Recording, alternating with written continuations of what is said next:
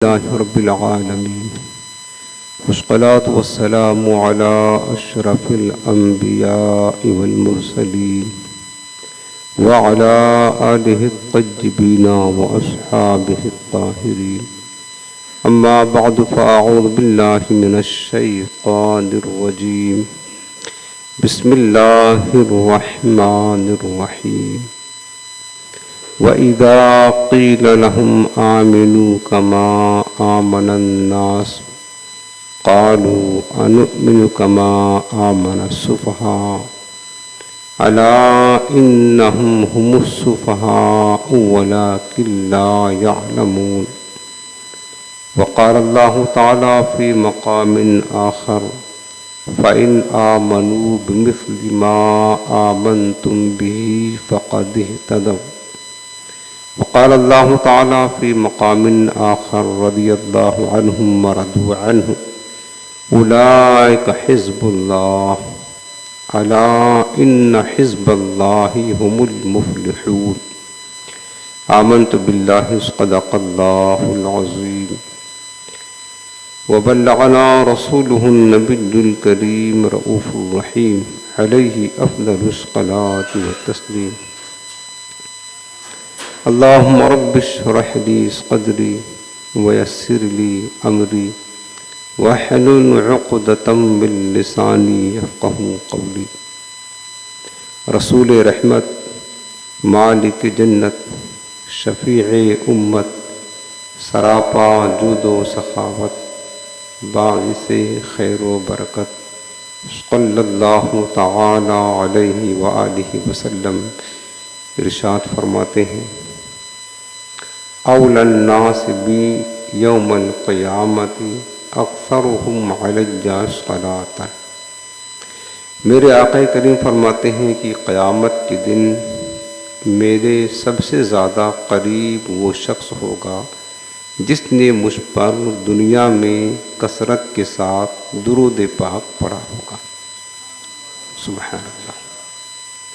یقیناً ہم میں سے ہر کوئی اس بات کو پسند کرتا ہے کہ محشر کی سختیوں کے دن بروز قیامت ہمیں اپنے محبوب کریم علیہ السلام کی قربت نصیب ہو جائے، اور ضرور ہم چاہتے ہیں تو چاہیے کہ اس دنیا میں رہ کر کچھ وقت نکال کر اپنے آقا کی بارگاہ میں کثرت کے ساتھ درود پاک پڑھنے کا اپنا معمول بنا لی۔ آج یہ نہایت ہی محبت کے ساتھ دل لگا کر گنبد خضرا کا پرنور تصور اپنے ذہن و فکر میں بسا کر آنکھوں کو بند کر کے سروں کو جھکا کر نہایت ہی تعظیم و ادب کے ساتھ رحمت عالم صلی اللہ علیہ وسلم کی بارگاہ میں درود و سلام کا نذرانہ پیش کریں۔ اللہم صلی علی سیدنا و شفیعنا و کریمنا و نبینا و مولانا محمد وعلی آلہ و صحبہ و بارک وسلم۔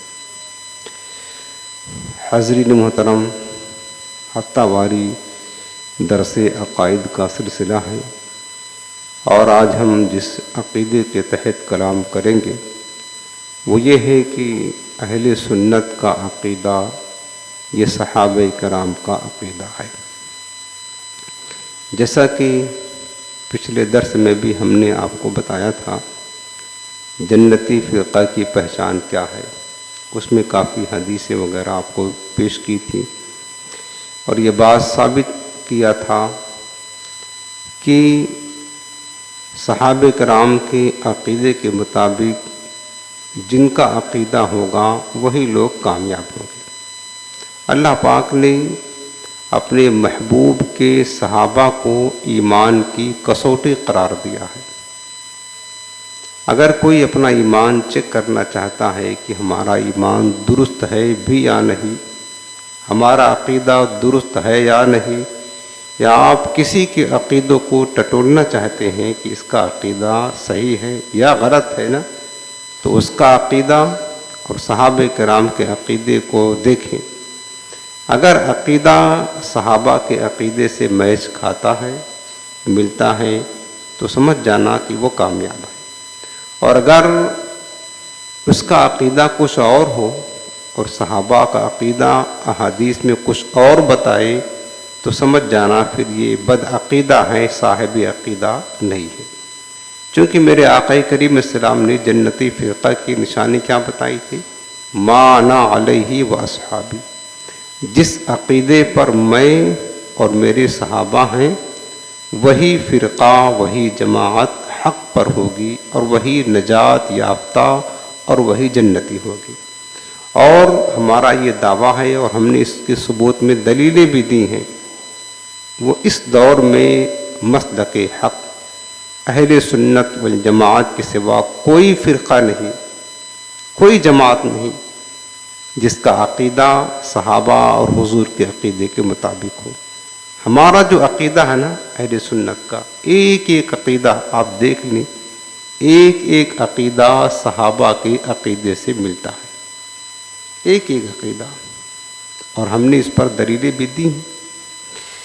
آج ہمیں یہی بات سمجھانا ہے کہ اہل سنت، چونکہ ہم ہیں الحمدللہ، اللہ کا بڑا احسان اور شکر ہے کہ ہم اہل سنت والجماعت ہیں، اور اہل سنت کے جتنے عقائد ہیں وہ سب صحابہ کے عقیدے کے مطابق ہیں۔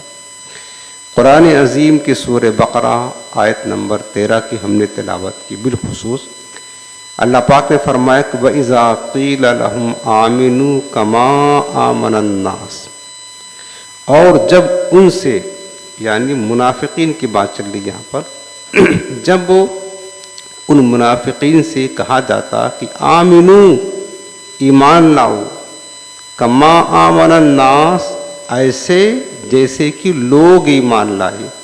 الناس سے کا معنی ہوتا لوگ، اور یہاں لوگ سے مراد صحابہ کرام ہیں۔ یہ بات منافقین کی ہے، اور منافق اس کو کہتے ہیں کہ جس کے زبان پر کلمہ ہوتا ہے، نماز روزہ کا پابند ہوتا ہے، جہاد بھی کرتا ہے، حج بھی کرتا ہے، سب کچھ کرتا ہے، لیکن اس کا دل حضور کی محبت سے خالی ہوتا ہے۔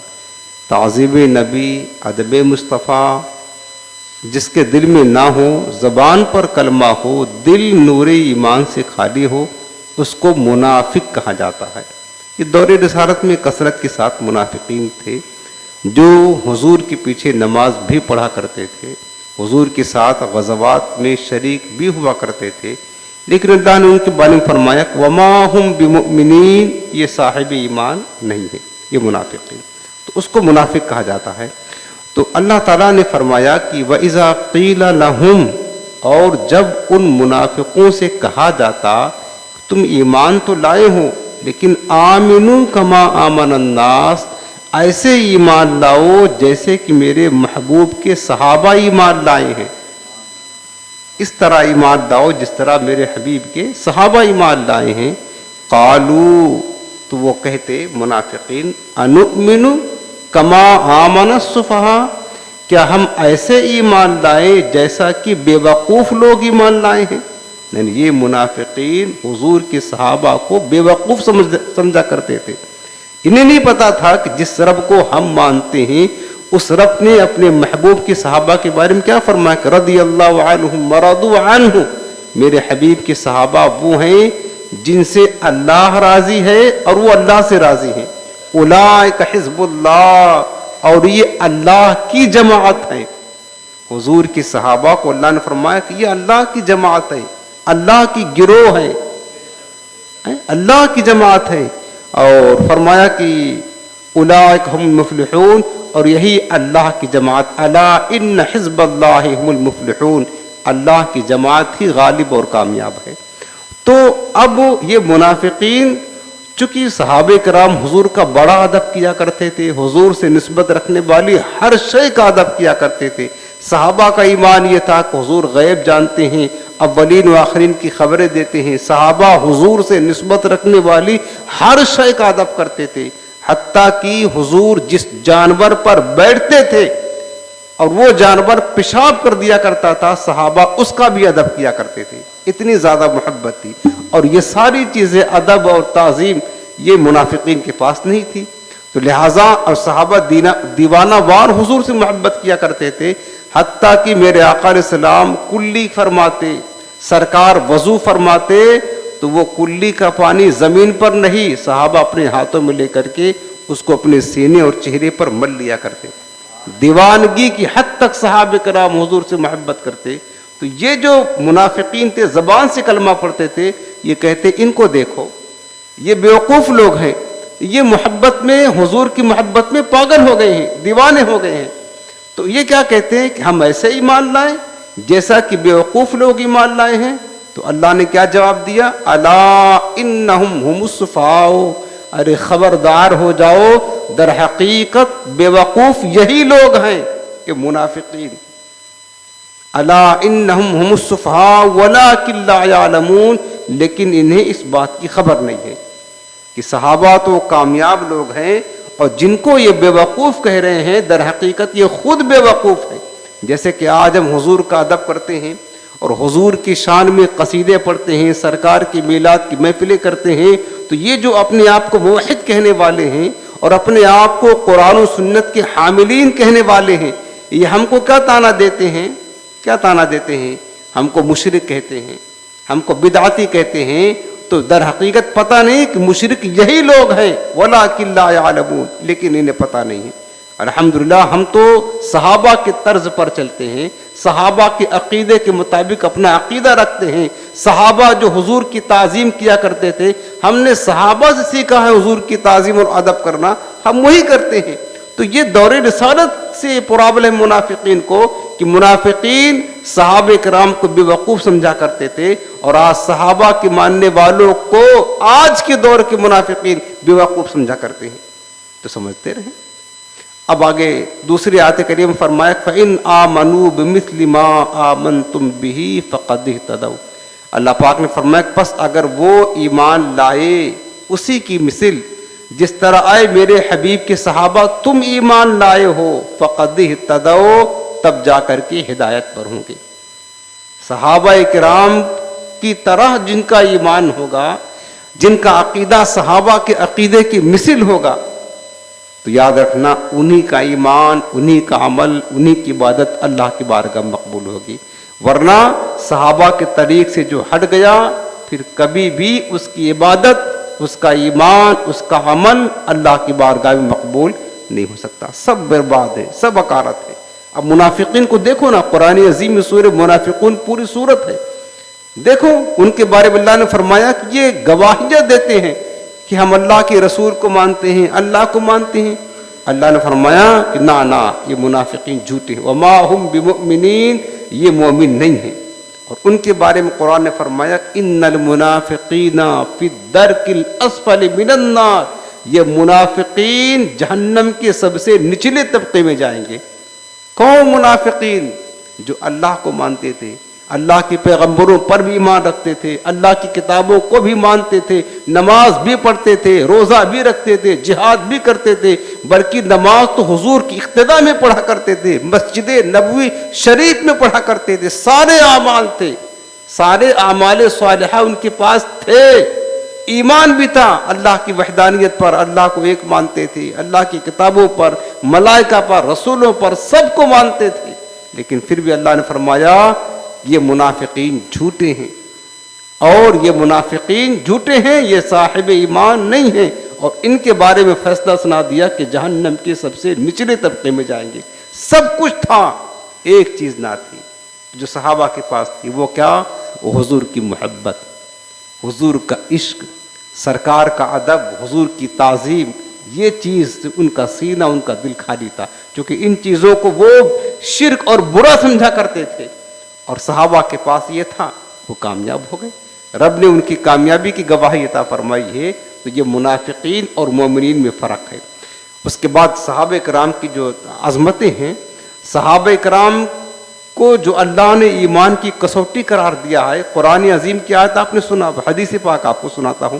یہ حدیث پاک مشکاۃ شریف کتاب المناقب، حضرت عمر بن خطاب رضی اللہ تعالیٰ عنہ روایت کرتے ہیں، کہتے ہیں کہ سمعت رسول اللہ صلی اللہ علیہ وسلم یقول سألت ربی عن اختلاف اصحابی من بعدی، حضرت عمر فاروق اعظم روایت کرتے ہیں، کہتے ہیں کہ میں نے رسول اللہ صلی اللہ علیہ وسلم سے یہ بات سنی کہ حضور علیہ السلام فرماتے ہیں کہ میں نے اپنے رب سے سوال کیا اپنے صحابہ کے اختلاف کے بارے میں میرے بعد، یعنی حضور نے رب سے سوال کیا کہ میرے مولا اگر میرے بعد میرے صحابہ میں اختلاف ہو جائے تو پھر اس وقت تیرا حکم کیا ہے، تیرا فیصلہ کیا ہے؟ اور ظاہر سی بات ہے اختلاف کوئی عقیدے کا نہیں ہوگا، اگر عقیدے میں کوئی اختلاف کرے گا تو وہ صحابی نہیں رہے گا، اختلاف جو ہوگا وہ اعمال میں ہوگا، فروعیات میں ہوگا، مسائل میں ہوگا، احکام میں، جیسے کہ حضرت امیر معاویہ 1 رکعت وتر کی نماز پڑھا کرتے تھے، حضرت عبداللہ بن عباس 3 رکعت اور دیگر صحابہ کرام 3 رکعت، اسی طرح احکام شریعت میں صحابہ کرام کے درمیان اختلافات تھے، تو اس میں کوئی مسئلہ نہیں ہے، عقیدے میں کوئی اختلاف نہیں ہوگا، چونکہ اگر عقیدے میں کسی نے اختلاف کیا اور جماعت صحابہ سے الگ ہو گیا پھر وہ صحابی نہیں رہے گا، وہ خارجی بن جائے گا، وہ پھر کافر ہو جائے گا۔ تو میرے آقا علیہ السلام فرماتے کہ میں نے اپنے رب سے پوچھا اپنے بعد اپنے صحابہ کے اختلاف کے بارے میں، اگر میرے رب میرے صحابہ کے درمیان اختلاف ہو جائے تو پھر اس وقت تیرا حکم کیا ہے؟ حضور فرماتے فَأَوْحَى إِلَيَّ يَا مُحَمَّدُ إِنَّ أَصْحَابَكَ عِنْدِي بِمَنْزِلَةِ النُّجُومِ فِي السَّمَاءِ، تو میرے آقا فرماتے ہیں کہ پس میرے رب نے میری طرف وحی فرمائی، اے میرے حبیب بے شک تمہارے تمام صحابہ میرے نزدیک مقام و مرتبہ میں ایسے ہیں جیسے کہ آسمان میں ستارے ہیں۔ سبحان اللہ، رب نے فرمایا کہ میرے حبیب تمہارے صحابہ میرے نزدیک ان کا جو مقام ہے وہ ایسے ہے جیسے کہ آسمان میں ستارے ہیں، آسمان میں ستارے ہیں۔ پھر میرے آقا کریم فرماتے ہیں، رب نے فرمایا بعضهم اقوی من بعض، لیکن بعض صحابہ بعض سے قوی ہیں، یعنی بعض کا مقام بلند ہے، بعض فضیلت میں اعلیٰ ہیں، بعض علم میں اعلیٰ ہیں، بعض تقوی میں اعلیٰ ہیں، بعض سے افضل تو ہیں، جیسے سیدنا صدیق اکبر رضی اللہ تعالیٰ عنہ تمام صحابہ سے افضل ہیں، اس کے بعد فاروق اعظم دیگر صحابہ سے افضل ہیں، عثمان غنی دیگر صحابہ سے افضل ہیں، مولائے کائنات شیر خدا دیگر صحابہ سے افضل ہیں، خلفاء راشدین تمام صحابہ سے افضل ہیں۔ تو بعض صحابہ بعض سے افضل ہیں علم میں، فضیلت میں، عمل میں، تقوی میں، درجات میں، مقام میں، لیکن رب نے فرمایا وَلِكُلِّ نور، میرے نزدیک ہر ایک اپنی جگہ ایک نور ہے۔ حضور کے صحابہ کون ہیں؟ ہر ایک فرما وَلِكُلِّ نور، میرے محبوب کے تمام صحابی ہر صحابی اپنی جگہ نور ہے، نور سے جو روشنی لے لے گا وہ کامیاب ہو جائے گا۔ پھر فرمایا تمہارے صحابہ میرے حبیب میرے نزدیک اپنی جگہ ایک نور ہے، فمن اخذ بشیء مما هم علیہ من اختلافهم فهو عندي علی ھدی، اگر ان میں اختلاف بھی ہو جائے، اگر ان میں اختلاف بھی ہو جائے، اختلاف کے باوجود جو کوئی ان میں سے کسی صحابی سے جو اخذ کر لے گا میرے نزدیک وہ ہدایت پر ہوگا، کیونکہ میرے محبوب کے تمام صحابہ ہدایت کے ستارے ہیں۔ پھر میرے آقا نے فرمایا اصحابی کالنجوم بأجہم اقتدیتم اہتدیتم، میرے تمام صحابہ ستاروں کی طرح ہیں، ان میں سے تم جس کی پیروی کرو گے ہدایت پا جاؤ گے۔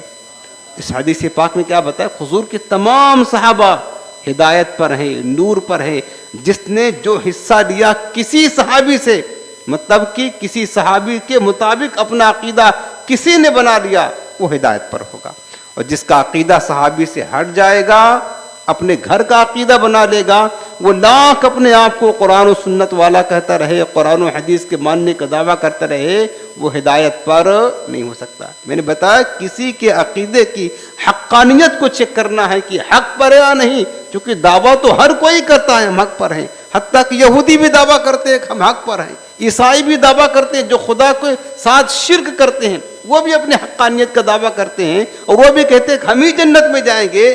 ان کے کہنے سے کوئی جنت میں نہیں جائے گا، جنت میں وہی جائے گا جس کو مصطفیٰ نے فرمایا ہے۔ وہ کون ہے؟ ما انا علیہ و اصحابی، آقا فرماتے جس عقیدے پر میں اور میرے صحابہ ہیں۔ اب یہ بات آپ سمجھ لیجئے نا کہ صحابہ ایمان کی کسوٹی ہیں، اگر ہمارے عقیدے کی حقانیت کو چیک کرنا ہے تو ہمارا عقیدہ صحابہ کرام کے عقیدے سے ملانا ہوگا. اور اس دور میں صرف اور صرف اہل سنت و جماعت ہے، یہ دعویٰ ہے میرا، اور ہم نے دلیلیں دی ہیں، ہمارے پاس دلیل بھی ہے. اہل سنت کا کوئی عقیدہ لے کر آؤ، میں ثابت کروں گا کہ یہ عقیدہ صحابہ سے ملتا ہے. ایک مثال دیکھیں، صحابہ کرام میں سب سے افضل کون ہے؟ حضرت سیدنا صدیق اکبر رضی اللہ تعالیٰ عنہ، ٹھیک ہے نا، سب سے افضل صحابی ہیں. اب وہ سب سے افضل خلیفہ بھی ہیں. ان کا عقیدہ کیا تھا؟ آج ہم اہل سنت ہے نا، ہمارا عقیدہ کیا ہے کہ ہمارے پیارے آقا علیہ السلام آج بھی اپنے قبر انور میں وصال کے بعد زندہ ہیں. کوئی سلام کرے، سلام کو سنتے بھی ہیں، جواب بھی دیتے ہیں. ہم وہاں جا کر ان سے کچھ فریاد کریں، میرے آقا علیہ السلام ہماری فریاد کو سنتے ہیں. یہ اہل سنت کا عقیدہ ہے نا. اور بد مذہبوں کے نزدیک یہ عقیدہ شرکیہ ہے. جو قرآن و حدیث کا نام لیتے ہیں وہ تو کہتے ہیں معاذ اللہ تو مر گئے، ان سے کیا مانگتے ہو. اور ابن عبد الوہاب نجدی نے کہا تھا کہ معاذ اللہ ہماری لاٹھی محمد سے بہتر ہے، یہ کہا تھا افضل ہے، چونکہ ہم اپنے لاٹھی سے بکریاں چرا سکتے ہیں، یہ تو اپنے قبر میں کچھ نہیں کر سکتے. یہاں تک کہ انہوں نے عقیدہ لکھا. یہ کون لوگ؟ یہ جو قرآن و حدیث کا دامن تھامنے والے لوگ ہیں، کہنے والے لوگ ہیں، نام لینے والے لوگ ہیں، تقریریں کرنے والے لوگ ہیں. میں مشرکوں کا عقیدہ نہیں بتا رہا ہوں، یہ ان کا عقیدہ بتا رہی ہوں. یہ تو معاذ اللہ مر کر مٹی مل گئے، یہ ان کا عقیدہ تھا. اہل سنت کا عقیدہ کیا ہے؟ ہمارے آقا زندہ ہیں. اب ہمارا عقیدہ ہم کب حق پر ہوں گے؟ جب ہم صحابہ کرام کے عقیدے کے مطابق ہمارا عقیدہ ہوگا نا. اب صحابہ کا عقیدہ کیا تھا؟ میں نے بتا سب سے افضل ترین صحابہ میں حضرت سیدنا صدیق اکبر رضی اللہ تعالیٰ عنہ. یہ بات آپ نے سنا ہوگا جو میں بتانے جا رہا ہوں. حدیث پاک میں ہے جب حضرت سیدنا ابو بکر صدیق کا وصال کا وقت قریب آیا تو آپ نے وصیت فرمائی کہ دیکھو جب میرا انتقال ہو جائے میرے جنازے کو تیار کر دینا اور روضے رسول کے سامنے جا کر کے رکھ دینا. سنا ہوگا آپ نے، کیا تھا نا وصیت. اور حضور کی بارگاہ میں اجازت لینا کہ یا رسول اللہ آپ کا یار غار آپ کے ساتھ یار مزار بننا چاہتا ہے، آپ کے قرب میں دفن ہونے کی اجازت چاہتا ہے. اگر میرے آقا اجازت دیں تو پھر حضور کی پہلو میں سرکار کے قدموں میں دفن کر دینا، اگر اجازت نہ ملے تو پھر جنت البقیع میں دفن کر دینا. یہ بات آپ نے سنا ہے نا، مشہور بات ہے، یہ واقعہ ہے حدیث میں اور آپ نے سنا بھی، یہ مشہور بات ہے. اب میں آپ کو پوچھتا ہوں سیدنا صدیق اکبر کا عقیدہ کیا تھا؟ حضور تو وصال فرما گئے، 2.5 برس ہو گئے. اگر ان کا عقیدہ یہ ہوتا کہ حضور تو معاذ اللہ مر کر مٹی میں چلے گئے، اب وہ ہماری بات سنتے نہیں ہیں، تو کیا یہ وصیت کرنا درست ہوتا؟ ان کا وصیت کرنا اس بات کی دلالت ہے، ان کا عقیدہ یہ تھا کہ میرے آقا اپنے قبر انور میں ہیں، اپنے حجرے نور میں ہیں، باہر سے کوئی حضور کو پکارے تو بھی میرے سرکار سنیں گے، کوئی اجازت مانگے اس کو اجازت دیں گے، سرکار قبر میں زندہ ہیں، حضور اجازت بھی دیں گے. یہی عقیدہ ہے نا ان کا. اگر یہ عقیدہ نہ ہوتا تو یہ وصیت کرنے کا فائدہ کیا؟ اور پھر حضرت سیدنا صدیق اکبر دفن کیسے ہوتے؟ یہ عقیدہ ان کا تھا. اچھا، یہ عقیدہ صدیق اکبر کا تھا کہ حضور باحیات ہیں اپنی قبر میں. جب یہ وصیت کیا اور صحابہ نے وصیت کو پورا کیا تو صحابہ کا عقیدہ کیا تھا؟ اگر یہ عقیدہ نہ ہوتا اور اگر ان لوگوں کی طرح صحابہ کا عقیدہ ہوتا کہ حضور تو معاذ اللہ مر گئے تو وہ جواب ہی نہیں دے سکتے. اب آپ ہم کو بتائیں تو صحابہ فوراً ٹوک دیتے کہ ابو بکر تم کیسی وصیت کرتے ہو؟ حضور تو اپنے قبر میں چلے گئے، وہ تو ہمارے کسی سوال کا جواب ہی نہیں دے سکتے ہیں، اور تم کیسے یہ بات کرتے ہو، یہ بات کہتے ہو کہ کیا کہتے ہیں کہ حضور علیہ السلام قبر انور سے جواب دے اور کیا تو ہمیں دفن کر دینا. تو پتا چلا کہ جو عقیدہ صدیق اکبر کا تھا کسی نے ٹوکا نہیں، کسی نے منع نہیں کیا، وہی عقیدہ تمام صحابہ کا تھا. اور پھر ایسا کیا بھی، اور ان کا جنازہ تیار کیا تو روضے رسول کے سامنے لے جا کر کے رکھا گیا اور اجازت دی گئی کہ یا رسول اللہ ابو بکر آپ کی یار غار آپ کے ساتھ دفن ہونا چاہتے ہیں.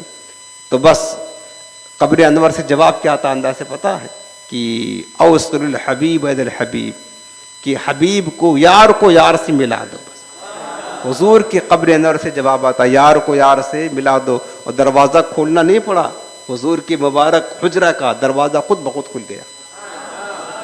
یہ عقیدہ صحابہ کا تھا. آج الحمدللہ ہمارا عقیدہ نہیں ہے. آپ کا عقیدہ ہے نا یہ عقیدہ؟ حضور السلام کے صحابہ کا جو عقیدہ تھا نا، بتاؤ حق پر کون ہوا؟ اب جو لوگ قرآن و حدیث کا نام لینے والے ہیں ان کا تو عقیدہ یہ ہے، وہ تو مر گئے، ان سے کیا مانگتے ہو؟ حتیٰ کہ آج بھی، آج کی تاریخ میں آپ جائیں مدینہ منورہ اور حضور کے سامنے کچھ التجا کرے سنہری جالی کی طرف منہ کر کے، وہ بدبخت اتنے سنگ دل ہیں، اتنے سنگ دل ہیں یہ نزدی وہاں کے، وہ آپ کو دوسری طرف موڑ دیں گے. ان سے کیا مانگتے ہو؟ یہ تو کچھ دے نہیں سکتے، وہ تو تمہاری بات سن نہیں سکتے ہیں.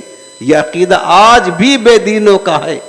تو پتہ چلا کہ تم نے عقیدہ اپنے گھر سے گڑا ہے. الحمدللہ ہم کو جو عقیدہ ملا ہے وہ صحابہ کی بارگاہ سے وراثتاً ملا ہے. سمجھ رہے نا؟ اگلے بات چلتے ہیں.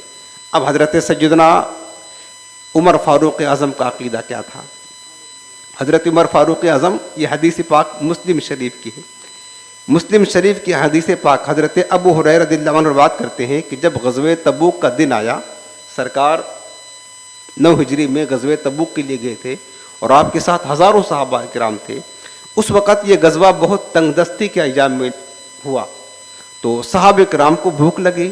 تو حضرت عمر نے حضور کی بارگاہ میں عرض کی کہ یا رسول اللہ صلی اللہ علیہ وسلم ادعوہم بفضلی او زادہم ثم ادعو اللہ لہم علیہا بالبرکت فقال نعم.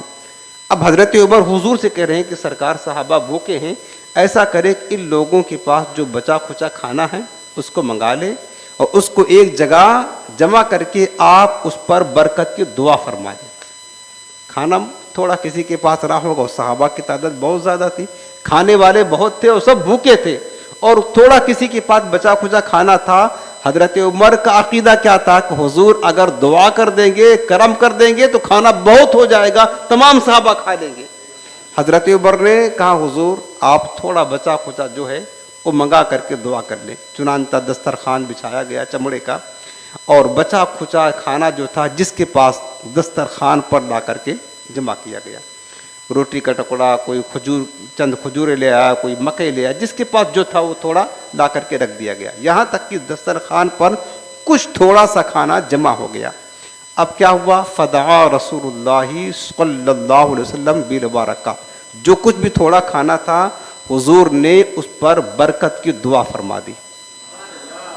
سرکار نے کیا کر دی؟ برکت کی دعا فرما دی. حتی ما ترکوا فی العسکر وعاء الا ملؤوه قال فاکلوا حتی شبعوا وفضلت فضلة.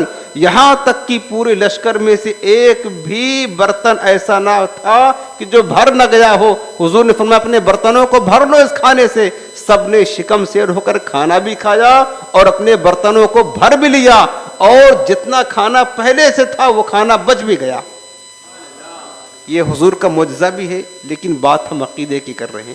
اب میرے آقا کریم علیہ السلام نے جب دیکھا کہ سب نے شکم سیر ہو کر کھانا کھا لیا، کھانا بچ گیا، تو میرے آقا کریم نے فرمایا اشہد ان لا الہ الا اللہ وانی رسول اللہ. میں گواہی دیتا ہوں کہ اللہ کے سوا کوئی معبود نہیں اور میں اللہ کا سچا رسول ہوں. پھر حضور نے فرمایا کہ جو بندہ ان 2 گواہیوں کو لے کر اللہ کے یہاں حاضر ہو بشرطے کہ اس میں شک کرنے والا نہ ہو، تو وہ بندہ جنت میں جانے سے اسے کوئی نہیں روک سکتا. اللہ کی وحدانیت کی، معبودیت کی اور حضور کی رسالت کی گواہی. اب عقیدہ کیا ہے؟ آج ہم فاتحہ کرتے ہیں تو کیا کرتے ہیں؟ اس کو ہمیں بدعت کہتے ہیں. فاتحہ کرتے ہیں، کھانا سامنے رکھتے ہیں، کچھ پڑھتے ہیں، اس کے بعد دعا کرتے ہیں. یہ ہوتا ہے نا جو ہمارے یہاں محفلیں ہوتی ہیں، ختم کیا، تیزہ ہوتا ہے، زیارت ہوتی ہے، قرآن خوانی ہوتی ہے، یوں نظر و نیاز کرتے ہیں، فاتحہ کرتے ہیں. کھانا سامنے رکھنا یہ ضروری نہیں، یاد رکھنا لازم نہیں ہے، یہ برکت کے لیے رکھتے ہیں کہ کھانا سامنے رکھ کر کچھ پڑھیں گے تو مزید برکت ہو جائے گی. ورنہ بغیر کھانا سامنے رکھ کے بھی اگر گھر میں کھانا ہے یوں اگر ہم دعا کر دیں تو بھی فاتحہ ہو جائے گی. فاتحہ کے لیے کھانا سامنے رکھنا ضروری نہیں ہے. لیکن میں آپ کو بتا رہا کہ صحابہ کا عقیدہ کیا تھا، حضور کی سنت کیا تھی. میرے آقا نے کھانا سامنے رکھا، ثم دعا بالبرکہ، حضور نے برکت کی دعا کی، کچھ پڑھا.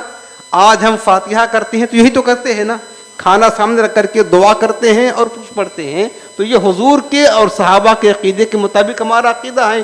اس عمل کو بد مذہب لوگ جو ہے نا یہ حرام اور بدعت اور ناجائز شرک نہ جانے کیا کیا کہتے ہیں، اور ان کے یہاں یہ نہیں ہے سسٹم. ہمارے یہاں ہے تو ہمارا عقیدہ جو ہے یہ فاتحہ کرنے والا یہ بھی صحابہ کے عقیدے سے ملا ہوا ہے. یہ جائز ہے، باعث برکت ہے. کھانا سامنے رکھ کر کے باعث دعا کرنا اور کچھ پڑھنا یہ حضور کی سنت ہے. اور صحابہ کرام کا عقیدہ تھا کہ حضور جس کھانے پر دعا فرما دیں وہ کھانا تمام صحابہ کے لیے کافی ہو جائے گا، اور حضور نے ایسے ہی کیا. تو پتہ چلا کہ اگر کوئی چیز کم ہو سرکار چاہ لے تو وہ چیز زیادہ ہو جائے. اگر 2 آدمی کا کھانا ہو حضور چاہ لے تو 20,000 آدمی کھانا کھا لے. یہ سرکار کے اختیار ہے. سمجھ رہے؟ اور یہ عقیدہ کس کا ہے؟ اہل سنت کا ہے. دوسری حدیث پاک یہ بخاری شریف مشکات شریف میں حدیث پاک حضرت عمر فاروق اعظم روایت کرتے ہیں. ہمارا عقیدہ کیا ہے؟ ہمارا عقیدہ یہ ہے کہ حضور السلام کو اللہ نے تمام اولین و آخرین کا علم عطا فرمایا ہے. اہل سنت کا عقیدہ ہے نہیں؟ آپ کا عقیدہ نہیں؟ تمام سنیوں کا عقیدہ ہے جو ہو چکا ہے جو ہوگا حضور جانتے ہیں نا. عقیدہ ہے نا. الحمدللہ مبارک و سنیو تمہیں یہ عقیدہ صحابہ کی بارگاہ سے وراثتاً ملا ہے. اور دوسرے لوگوں کا عقیدہ یہ ہے کہ نبی کو پیٹھ کے پیچھے دیوار کے پیچھے کیا ہے وہ بھی نہیں پتا ہے. حضور کو علم غیب نہیں معلوم ہے. یہ کن کا عقیدہ؟ یہ جو قرآن و حدیث کا نام لینے والے ہیں ان کا عقیدہ ہے. اپنے آپ کو جنتی کہنے والے ہیں، اپنے آپ کو اہل سنت کہنے والے ہیں، اپنے آپ کو حق پر کہنے والے لوگ ہیں، تبلیغیں کرنے والے لوگ ہیں. یہ ساری چیزیں آج بولتے بھی ہیں اور کتابوں میں چھپا بھی ہے. میں کوئی ایسے ہوائی فائرنگ نہیں کر رہا ہوں. یہ ہمارے علماء بیان بھی کرتے ہیں اور یہ خود بولتے ہیں. ان کے یہاں علم غیب کا عقیدہ صرف اللہ کے ساتھ خاص ہے، اللہ نے کسی کو دیا ہی نہیں ہے. حالانکہ قرآن کی آیتیں اب میں پورا بیان کر چکا ہوں اس پر، حضور کی حدیث اس بات پر شاہد ہے. صحابہ کا عقیدہ یہ ہے کہ حضور کو اللہ نے غیب کا علم عطا فرمایا ہے.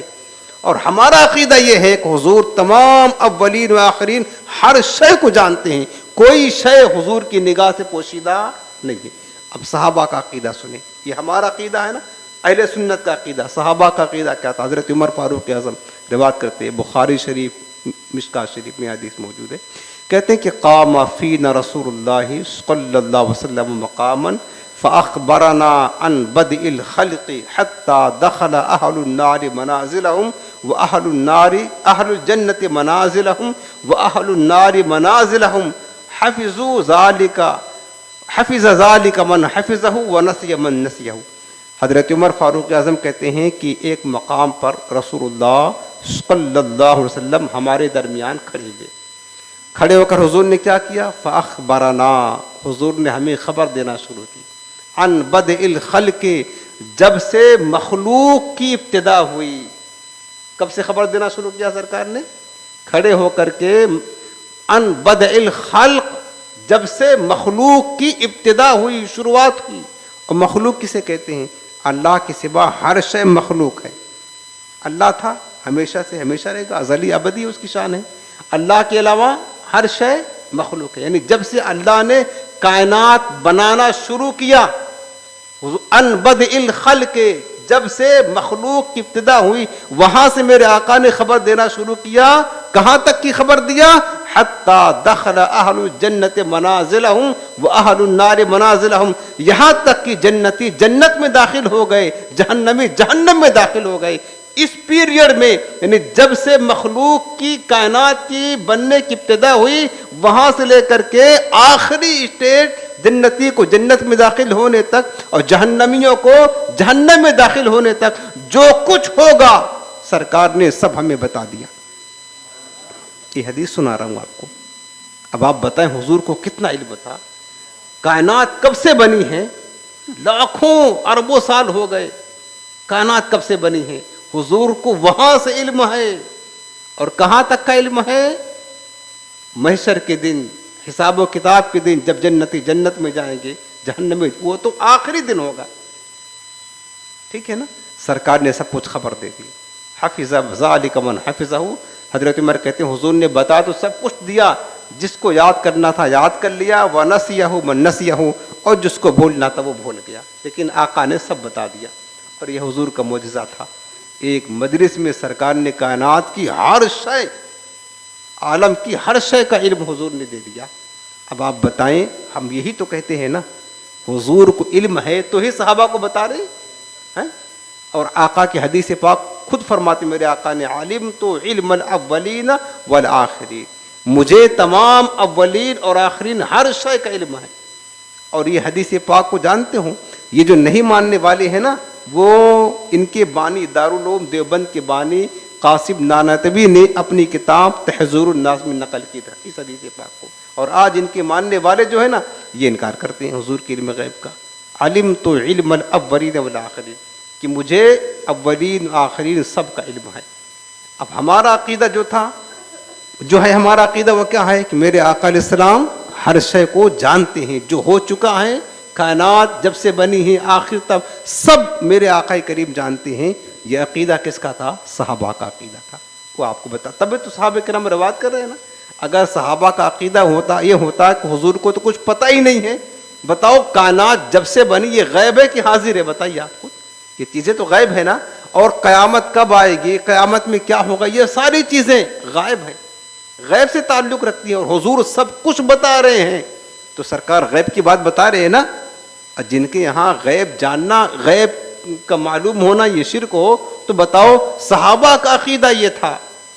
اگر صحابہ کا عقیدہ یہ ہوتا کہ اللہ کے سوا کسی کو غیب پتہ ہی نہیں ہے، تو صحابہ تو عرض کر دیتے حضور آپ کو کیسے غیب معلوم؟ غیب تو اللہ جانتا ہے. اور اولین کی خبریں، آخرین کی خبریں، قیامت کی خبریں، کائنات جب سے بنی ہے اس وقت کی خبریں، یہ ساری چیزیں غیب ہے.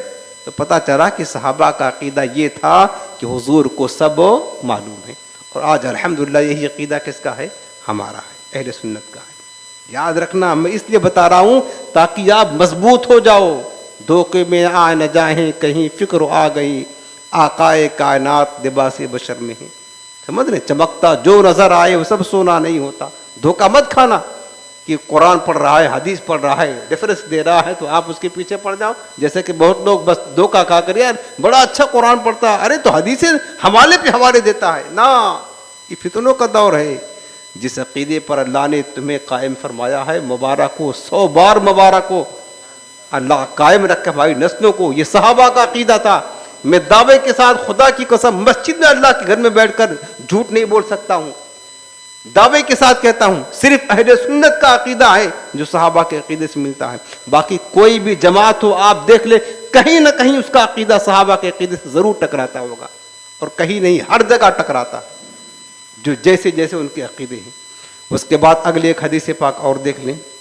یہ حدیث پاک بھی صحیح مسلم میں ہے. حضرت اسیر بن جابر رضی اللہ عنہ روایت کرتے ہیں، حضرت عمر فاروق اعظم رضی اللہ عنہ کے پاس جب اہل یمن سے قافلے آتے تو حضرت عمر ان کو پوچھتے کہ بتاؤ کوئی تم میں اویس بن عامر ہے؟ تو ایسے پوچھتے رہتے. ایک بار ایسا وقت حضرت اویس قرانی، جن کا نام سنا ہوگا، تابعی ہیں، سچے عاشق رسول ہیں، بہت محبت کرتے تھے حضور سے. تو حضرت عمر ان کے بارے میں پوچھا کرتے تھے کہ اویس تو نہیں آئے. ایک بار حضرت اویس آ گئے، حضرت عمر سے ملاقات ہوئی تو حضرت عمر ان سے پوچھتے ہیں کہ آپ اویس بن عامر ہیں؟ انہوں نے کہا ہاں. آپ قبیلے مراد سے تعلق رکھتے ہیں؟ کہنے لگے ہاں. تو پھر پوچھا کہ پھر آپ کے جسم میں سفید داغ تھا، جو داغ بہت زیادہ تھا لیکن اب وہ کم ہو گیا ہے، 1 درہم کی مقدار میں بچا ہوا ہے، کیا ایسا ہے؟ انہوں نے کہا ہاں. اب آپ بتائیں کہ پہلی ملاقات ہے، حضرت عمر نے کبھی دیکھا نہیں، نہ کبھی ملاقات ہوئی، نہ کبھی بات ہوئی، اور سب کچھ جو ان کی کیفیت تھی سب بتا دیا. جب انہوں نے کہا ہاں ہاں کر دیا، اب حضرت عمر کیا کہتے ہیں سنو. حدیث پاک، سمعت رسول اللہ صلی اللہ علیہ وسلم یقول، اے اویس بن عامر، میں نے اللہ کے نبی کو یہ فرماتے ہوئے سنا ہے، یاتی علیکم اویس بن عامر ما امداد احد الیمن. اے عمر، تمہارے پاس اویس بن عامر آئے گا اہل یمن کے قافلہ کے ساتھ، من مراد ثم من قرن، وہ قبیلے مراد سے تعلق رکھتا ہوگا، قرن بستی کا رہنے والا ہوگا، کان بھی برسن، اور اس کے جسم پر سفید داغ ہوگا، فبرا منہ الا موضع درہم، تو وہ تمام داغ اچھا ہو گیا ہوگا لیکن ایک جگہ درہم کی مقدار بچا ہوگا. لہو واردتن ہم ہوا بہا برن، وہ اس کی ایک واردہ ہے جس کا وہ بڑا فرما بردار اطاعت گزار ہے، اپنی والدہ کی خدمت میں لگا رہتا ہے، اس لیے آ نہیں پاتا. اور اس کی شان یہ ہے کہ لو اقسم علی اللہ لابرہ، اگر وہ کسی بات پر قسم کھا لے کہ خدا کی قسم ایسا ہو جائے، اللہ رب العالمین کی یہاں اتنا مقبول ہے، اللہ اس کی قسم کو پورا کر دیتا ہے. اس کی شان یہ ہے، اس کی عظمت یہ ہے. پھر فرمایا فَإِنِ اسْتَطَعْتَ أَن يَسْتَغْفِرَ لَكَ فَافْعَلْ فَاسْتَغْفَرَ لَهُ. اے عمر اگر تم سے ہو سکے تو اویس بن عامر سے مغفرت کی دعا کرانا. سو اب آپ میرے لیے اور ان سے کہنا اے اویس بن عامر آپ میرے لیے دعا کیجئے. تو حضرت عمر سے جب ملاقات ہوئی اور یہ بات ساری بتائی کہ تمہارے بارے میں تمہاری ساری کیفیت تو اللہ کے رسول نے تمہارے آنے سے پہلے ہی ہمیں خبر دے دی ہے. اب میرے آقا نے فرمایا تھا کہ اگر اویس ملے تو ان سے میری امت کی دعا کرانا. اے اویس بن عامر میں کہتا ہوں تم ہمارے لیے دعا کرو. تو انہوں نے کیا کیا؟ حضرت اویس نے دعا کیا. فاستغفر لہ، ان کے لیے پھر دعا فرمائی. اب یہ جو آپ نے حدیث پاک سنا مسلم شریف کی، ہمارا عقیدہ کیا ہے؟ عقیدہ یہ ہے کہ نبی پاک بیماروں کی بیماریوں اور ان کی صحت یابی سے بھی آگاہ ہے.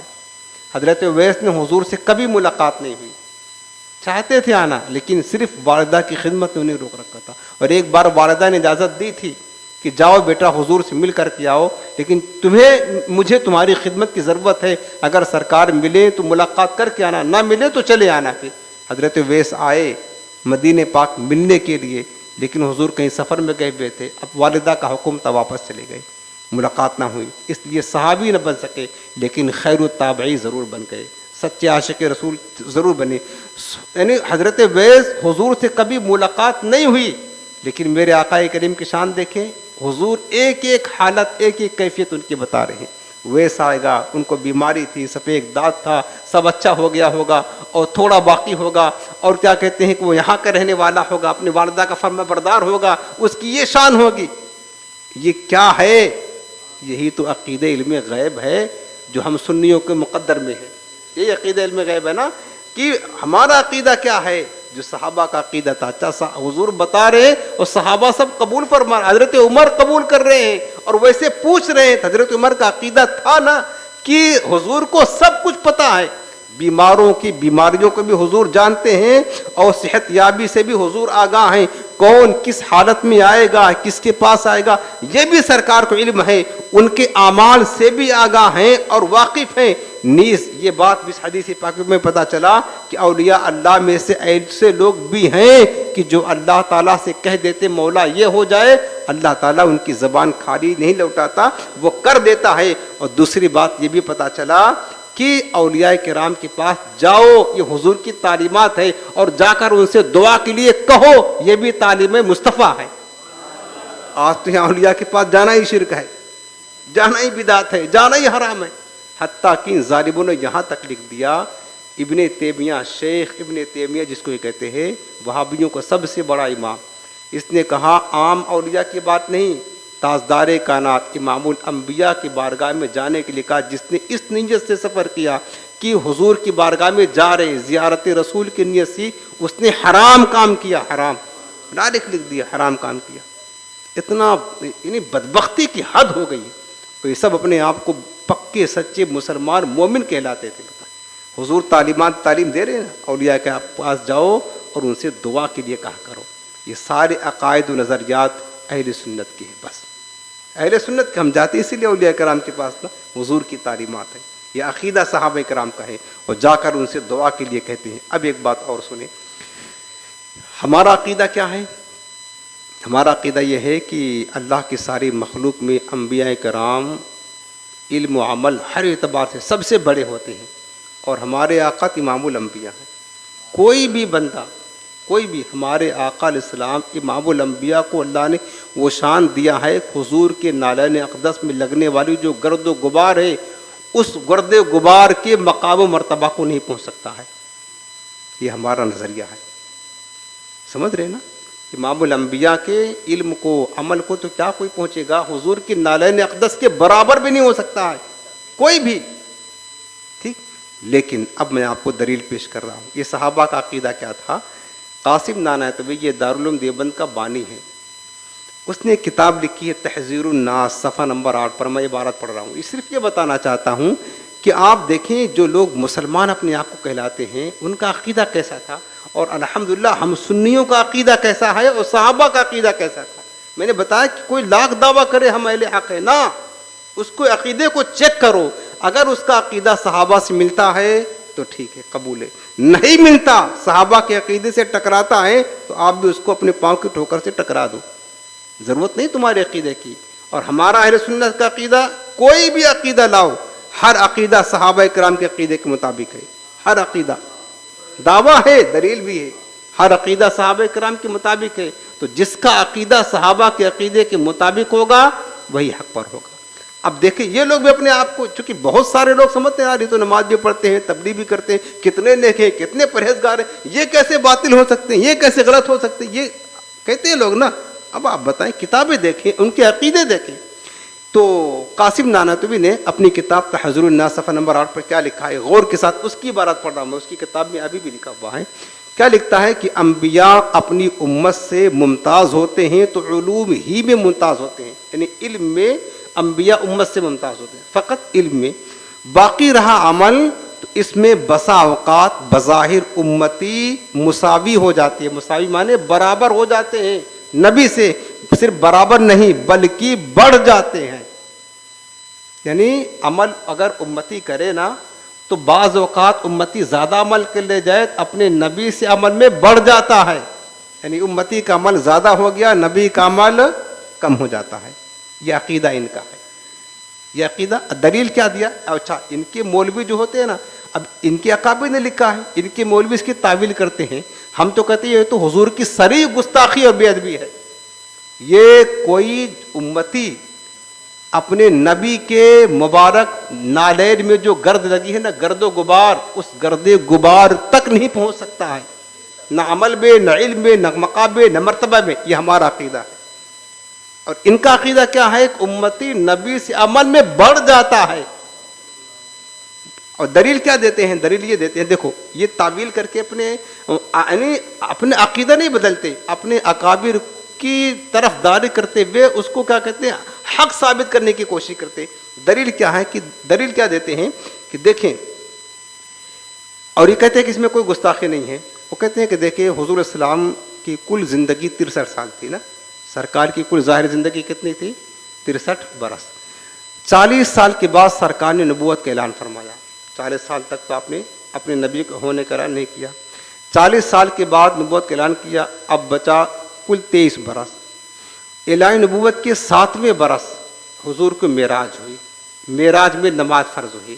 اب حضور کا جو دور نبوت تھا، یعنی وحی آنے کا زمانہ، اعلان نبوت کے بعد کا زمانہ، وہ فقط 23 برس تھا، جس میں قرآن کی آیتیں آتی رہی اور عبادات وغیرہ فرض ہوتے رہے، وہ صرف 23 برس تھا۔ اب نماز کا جو معاملہ ہے نا، نماز تو اعلان نبوت کے 7ویں برس فرض ہوئی، معراج میں 7ویں برس فرض ہوئی۔ اب اس 23 برس میں 7 برس نکال دے تو بچا 16 برس۔ تو کہنے لگے کہ نبی نے تو 16 برس نماز پڑھی ہے، چونکہ جب نماز فرض ہوئی اس کے بعد سے لے کر سرکار 16 برس تک اس دنیا میں رہے، تو حضور نے 16 برس نماز پڑھی۔ اب ہم میں سے کوئی، یعنی امتی میں سے کوئی، کسی کی عمر 80 برس ہے اور اس نے 20 برس میں نماز پڑھنا شروع کیا اور آخری عمر تک نماز پڑھا، تو اس نے 60 برس نماز پڑھا نا۔ نبی نے 16 برس نماز پڑھا اور امتی نے 60 برس نماز پڑھا، تو کہتے ہیں بتاؤ کس کا عمل زیادہ ہوا؟ یہ دلیل ہے ان کی۔ اب بتائیں کہ امتی کا عمل زیادہ ہوا نا، امتی 60 برس نماز پڑھا، نبی 16 برس نماز پڑھے، امتی عمل میں بڑھ گیا۔ یہ صریح گستاخی توہین ہے۔ اب آؤ حدیث سناتا ہوں، یہ دلیل ان کی، حدیث سناتا ہوں، حدیث پاک سنیں۔ صحابہ کا عقیدہ میں نے بتایا نا، صحابہ کا عقیدہ کیا یہ تھا کہ امتی عمل میں نبی سے بڑھ سکتا ہے، صحابہ کا عقیدہ یہ تھا۔ حضور نے کیا فرمایا کہ جنتی فرقہ وہی ہوگا ما انا علیہ و اصحابی، جس عقیدے پر میں اور میرے صحابہ ہیں۔ حضور کا عقیدہ کیا تھا، صحابہ کا عقیدہ کیا تھا، حدیث بتاتی ہے کیا تھا۔ یہ ابو داؤد شریف سے آیت ستہ کی روایت ہے، بابون فی النہی عن سب اصحاب رسول اللہ صلی اللہ علیہ وسلم، حدیث نمبر 4600 یعنی 4658۔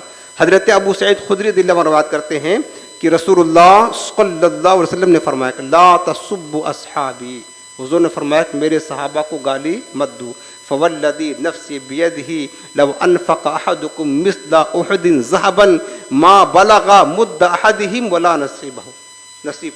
میرے آقا فرماتے اس ذات کی قسم جس کے قبضے قدرت میں میری جان ہے، میرے صحابہ میں سے کوئی ایک بھی مٹھی بھر جو خیرات کرے اور غیر صحابی احد کے برابر سونا خیرات کرے تو میرے صحابی کے عمل کے برابر نہیں ہو سکتا۔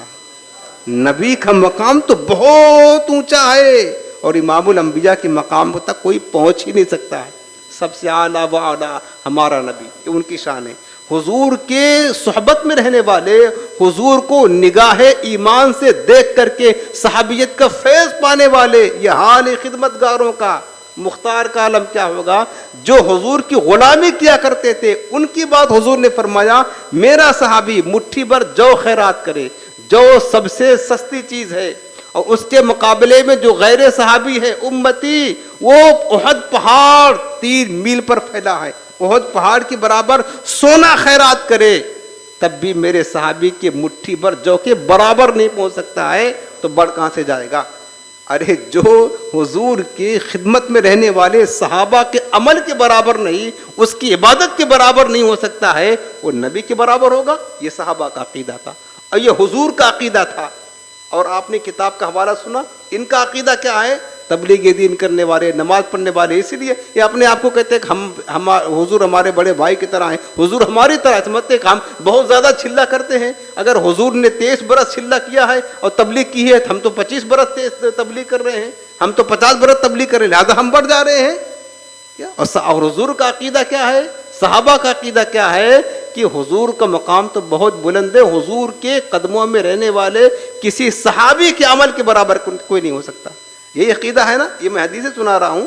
اور سنو دوسری حدیث پاک، یہ المصنف ابن شیبہ کی کتاب الفضائل، اور ابن ماجہ میں بھی، مسند محمد میں بھی فضائل صحابہ میں حدیث پاک لکھی ہے۔ حضرت عبداللہ بن عمر رضی اللہ عنہ بیان کرتے ہیں کہ لا تسبوا اصحاب محمد صلی اللہ علیہ وسلم، فرمایا کہ محمد صلی اللہ علیہ وسلم کے صحابہ کو گالی مت دو۔ اور آج ایسے رافضی ہیں جو حضور کے صحابہ کو لعن طعن کرتے ہیں۔ ابھی اجمیر کا مسئلہ چل رہا ہے اور رافضی شیعہ بدبخت لوگ کھلے عام صحابہ کی توہین کرتے ہیں، گالیاں دیتے ہیں۔ حضور نے کیا فرمایا ہے؟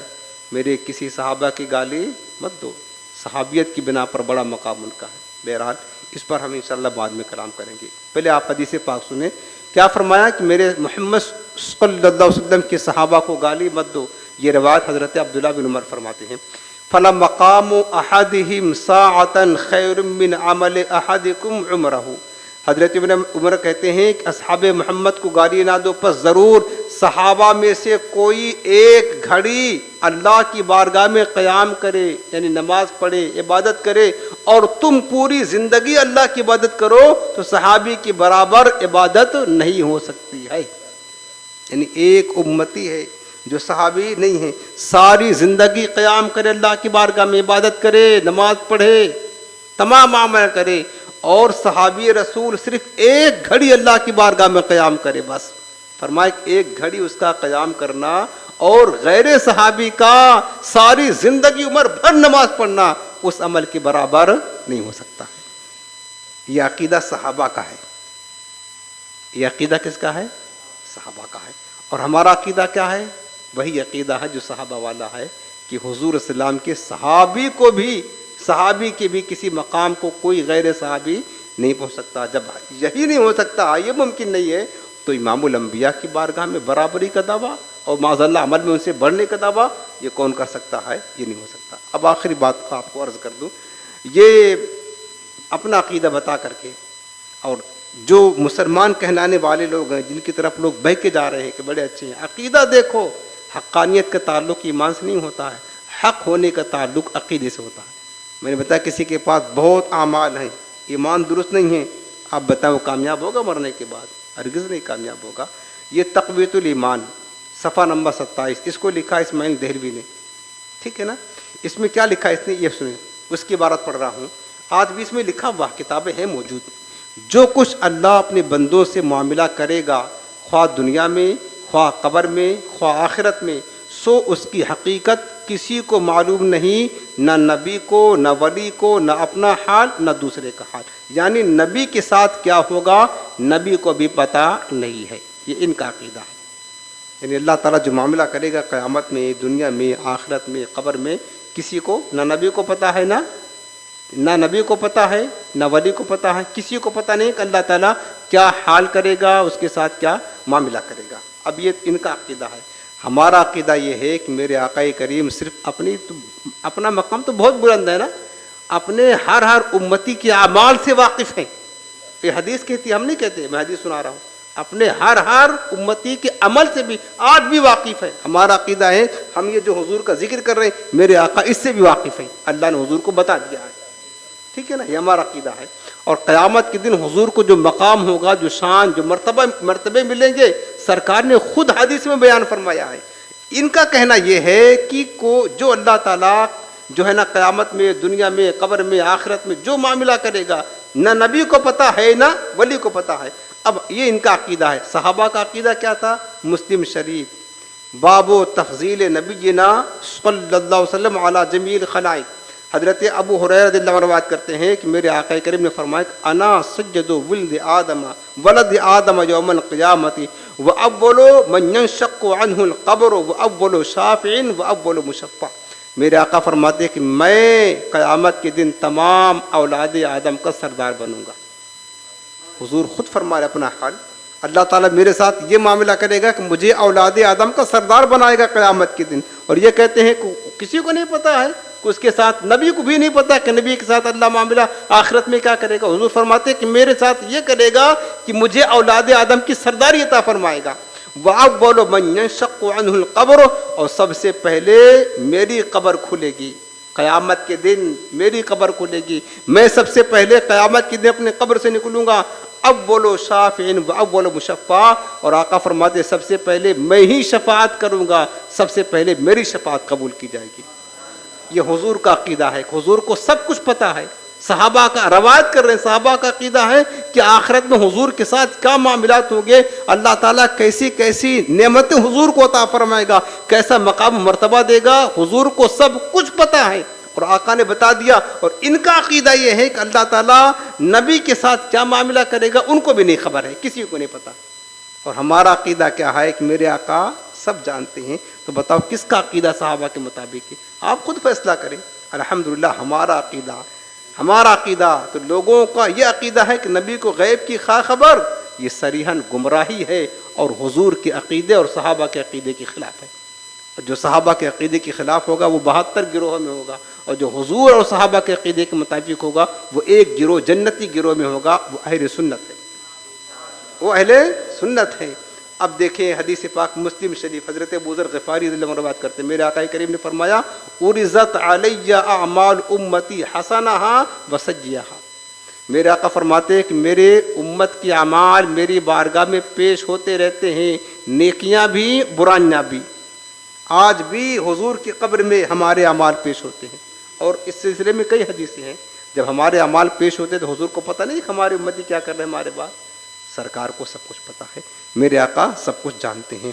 لہٰذا میرے عزیزوں، باقی احادیث بہت ہیں، بس اپنی بات ختم کرتا ہوں کہ اپنا عقیدہ صحابہ کے عقیدے کے مطابق رکھیں۔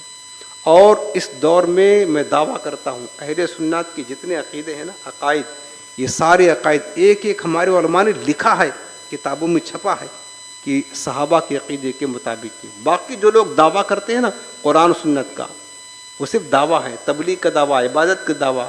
یاد رکھنا، عقیدے درست نہ ہوں گے تو کوئی عبادت، کوئی اعمال، کوئی تبلیغ کچھ بھی نہیں کام آئے گا۔ اگر عقیدہ صحابہ کے مطابق ہوگا تو ہی سارے اعمال، تبلیغ و سب کام آئیں گے۔ عقیدہ جہاں بگڑ گیا، سنبھلنے کا وہاں سب بگڑ گیا، کچھ بھی کام نہیں آئے گا۔ کیونکہ ہم نے قرآن میں پڑھا ہے، منافقین جو حضور کے پیچھے نماز پڑھا کرتے تھے، ان کا عقیدہ درست نہ تھا، حضور کی محبت نہ تھی، اور ان کا عقیدہ صحابہ کے عقیدے کے مطابق نہ تھا۔ اللہ نے فرمایا کہ وما ہم بمؤمنین، اور فرمایا کہ جہنم کے نچلے طبقے میں جائیں گے۔ تو پھر کیا ہوا یہ کہ نجات جو ہے نا وہ صرف ایمان اور عقیدے پر موقوف ہے۔ اچھے عقیدے ہوں گے، درست ایمان ہوگا، صحابہ کے ایمان کے مطابق ہوگا، عقیدہ صحابہ کے عقیدے کے مطابق ہوگا تو ہی نجات ملنا ممکن ہے، ورنہ نہیں، سب برباد ہو جائیں گے۔ اہل سنت کے لوگوں، آپ کو مبارک ہو، 100 بار مبارک ہو، 1000 بار مبارک ہو، اللہ نے آپ کو وہ اچھا عقیدہ دیا ہے جو عقیدہ ہمارے صحابہ کا تھا۔ اہل سنت کا عقیدہ صحابہ کا عقیدہ ہے. دوسرے مارکیٹ میں جتنے بھی دین آئیں کوئی بھی نام لے کر آئیں, قرآن و حدیث کا نام لے کر آئیں, جو مرضی چاہے لے کر آئیں, لیکن یہ جو باتیں میں بتا رہا ہوں صرف عقیدے کی اصلاح کی خاطر, اس کو یاد رکھنا. لوگ دھوکہ دیتے ہیں, ہر ایک کی بات مت سننا اور قسم کھا لینا کہ ہمیں اسی عقیدے پر مرنا ہے اور اپنے نسلوں کو بھی اسی عقیدے پر مرنے کی تاکید کرنا ہے. اللہ ہمارے ایمان اور عقیدے کی سلامتی عطا فرمائے, آمین بجاہ نبی کریم. آخر میں وظیفہ آپ کو عطا کر دیتا ہوں. آج کا وظیفہ ہے سر میں درد سے شفا پانے کا وظیفہ. بعض اوقات گھر میں آپ کو سر میں درد ہو جائے, بہت ہی آسان ہے, پڑھ کر کے اچھی نیت کے ساتھ دم کر لیا کرے. گھر میں کسی کا سر درد ہو آپ خود پڑھ کر کے دم کر لیا کریں. تو سر کے درد سے شفا پانے کا وظیفہ یہ ہے کہ اول آخر ایک بار یا 3 بار درود پاک پڑھیں اور ایک بار سورہ تکاثر, الہاکم التکاثر حتی زرتم المقابر. اما پارہ میں صورت ہے, چھوٹی صورت ہے.